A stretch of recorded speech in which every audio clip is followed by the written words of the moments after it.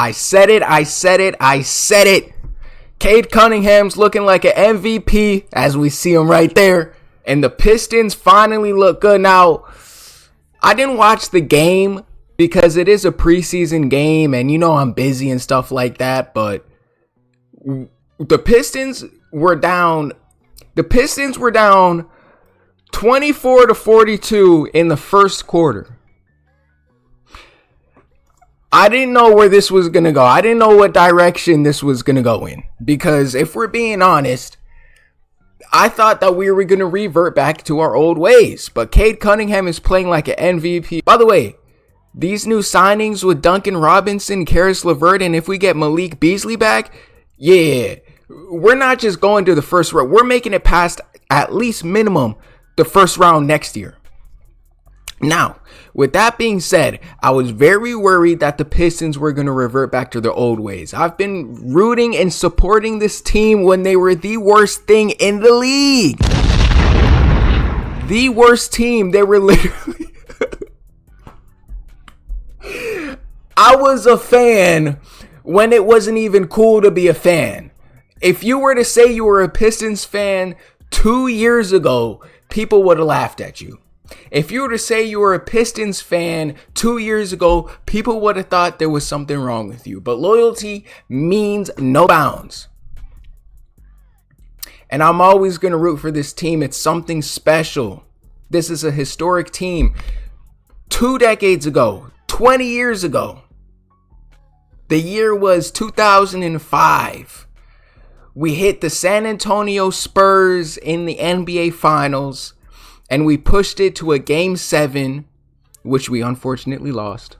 But 21 years ago, 2 decades and an extra year, 21 years ago, we beat the Lakers Game 5 to secure an NBA championship in what is most definitely my favorite team to watch.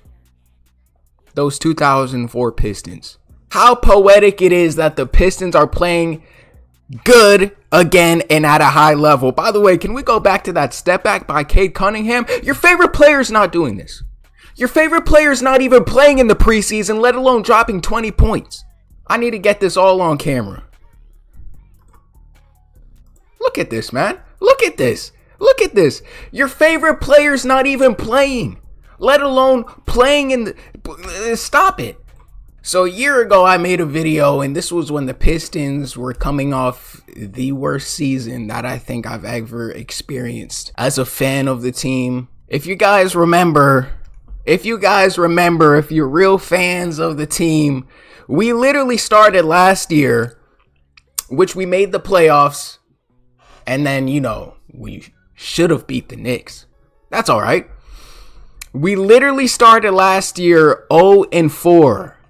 This is not a joke. We started last year 0-4. I was literally terrified. I was scared, man. I was scared. I think I'm actually genuinely starting to understand why so many Mavericks fans and fans of Dallas chant fire Nico at the top of their lungs, why they're so mad at Nico Harrison. Because me as an outsider, I can look at the Mavericks thing and be like, you know what? They kind of low-key got better. If we're keeping it real, the Mavericks low-key got better. Now, I don't know how you're going to surpass going to the finals. The only way that you can surpass what Luka and Kyrie did when they brought the Mavericks to the finals, they lost to the Celtics in 5, but they still went to the finals. They still beat, oh my gosh, look at this. Your favorite player's not doing that. But they went to the finals. I don't know how you're going to surpass that. The only way that the Mavericks can surpass that is if they actually win in the finals and if they win a championship in the finals. That's the only way that they can do it. But their roster, if you look at their roster, they low-key got better. I can genuinely see why people are so mad at Nico Harrison. Because I'm putting it into perspective.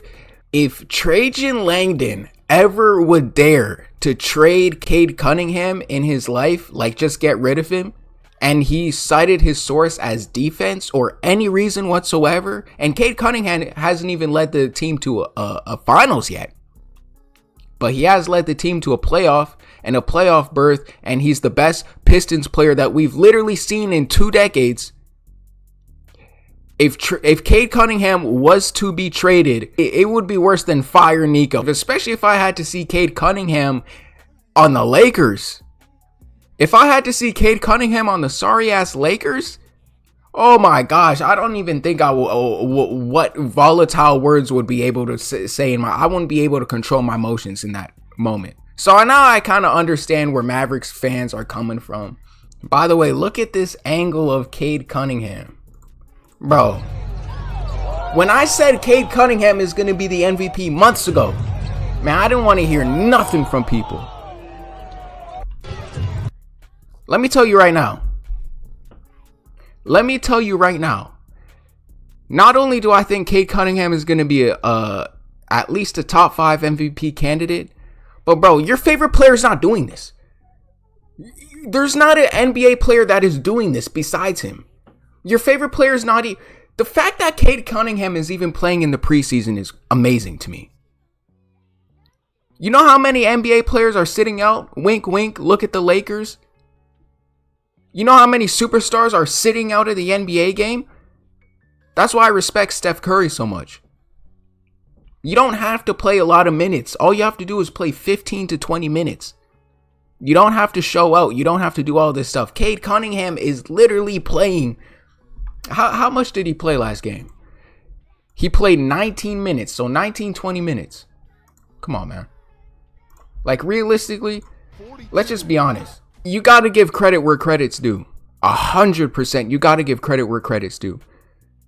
The fact that he's a role model for his team.